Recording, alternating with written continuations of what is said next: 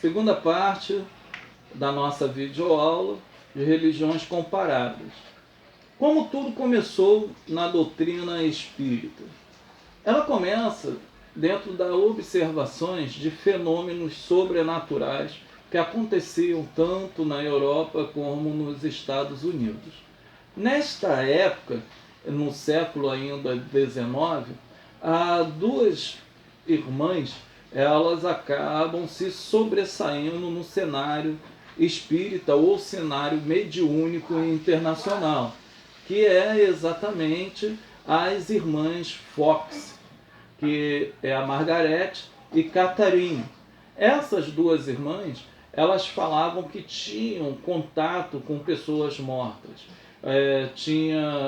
Elas conseguiam fazer alguns fenômenos sobrenaturais, né, entre aspas. Exemplo, escutava-se estalos de ossos quando elas estavam presentes. Algumas coisas se moviam, se movimentavam. A mesa se levantava um pouco do chão. E as pessoas passaram então a temer e a divulgar essas doutrinas pelo mundo inteiro. Elas viajaram e alcançaram grande fama. O medo e a parte onde o ser humano acredita em demasia no sobrenatural transforma também os seres humanos em pessoas burras, porque eles não conseguem enxergar a realidade dos fatos.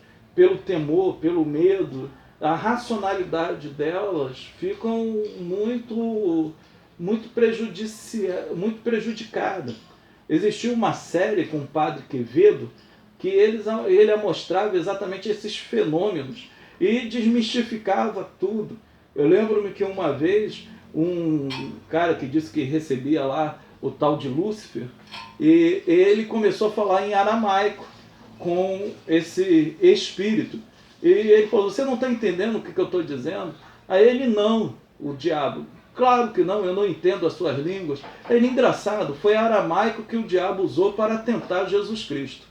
Então, a falta de racionalidade mediante o credo, né, mediante o temor das coisas espíritas, faz as pessoas não enxergarem a realidade. E por que eu trouxe isso à tona? Porque as irmãs Fox, elas acabaram declarando que isso tudo era mentira. Na Academia de Música de Nova York, em 1888, a irmã Margaret Fox, ela declarou na frente de todo mundo que era tudo uma grande farsa. E muitos se reuniram e ela foi explicar como era feito esses fenômenos sobrenaturais, né? Que os seres humanos gostam muito de acreditar nessas coisas. E ela demonstrou como é que estalava o pé, como é que levantava a mesa, e ali muitos cientistas, muitos espíritas se entristeceram com aquilo, e o coração dela ficou bem, o coração das pessoas ficaram entristecidas, e ela levou essa culpa, ela e a sua outra irmã, né, Catherine, por o resto da sua vida. Elas morreram alcoólatras, viciadas, jogada ao léu mediante a isso. Uma pena que elas não alcançaram a verdade de Cristo para poder se libertar de toda aquela culpa que estava nos seus corações. No Brasil, a linha espírita mais conhecida, como eu disse aqui, ela se chama kardecismo, que foi uma linha introduzida pelo o pseudônimo, né, do senhor Hipólito Leon. Ele diz que ele era a reencarnação desse espírito iluminado. O livro dele acaba ganhando grande ênfase no Brasil, ele acaba sendo traduzido e ele é a base da doutrina espírita no Brasil, pela Federação Espírita Brasileira.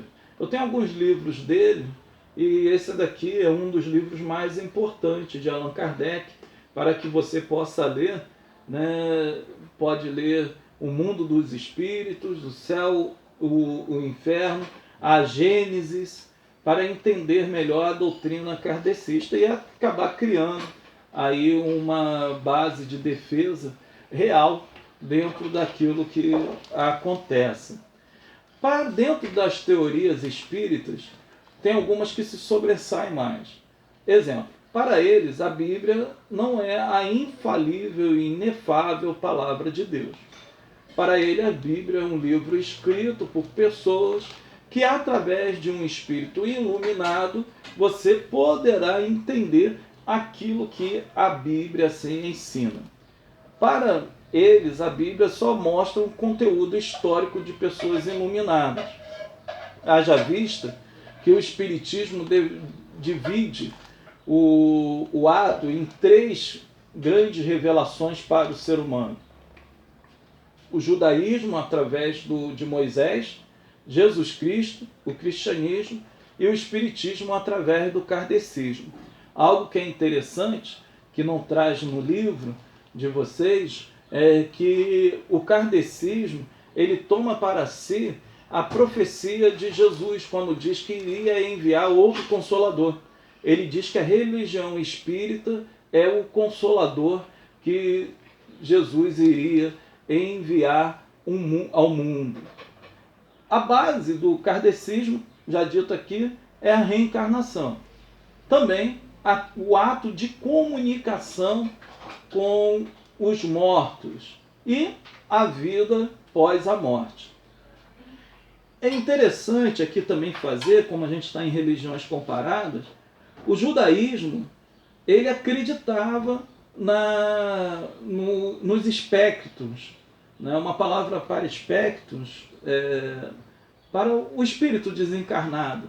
Eles acreditavam que o espírito poderia ficar vagando por um lugar para o outro. Isso era uma ênfase deles, eles acreditavam nisso.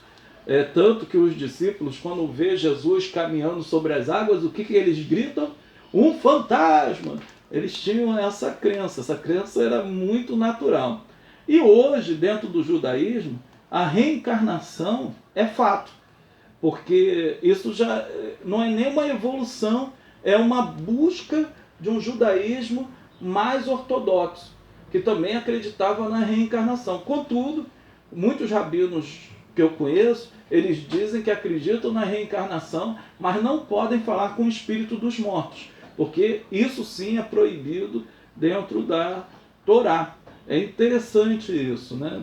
Depois do cristianismo, que tem uma ratificação dentro dos concílios que não existe reencarnação. Dentro do cristianismo mesmo, no princípio de alguns teólogos, ou considerados teólogos, se pode chamar assim, que na época não existia teologia de fato, a denominação, alguns deles acabam citando reencarnações também, né? Acabam tendo essa interpretação que, para nós hoje, dentro de uma dogmática cristã, acaba sendo errado.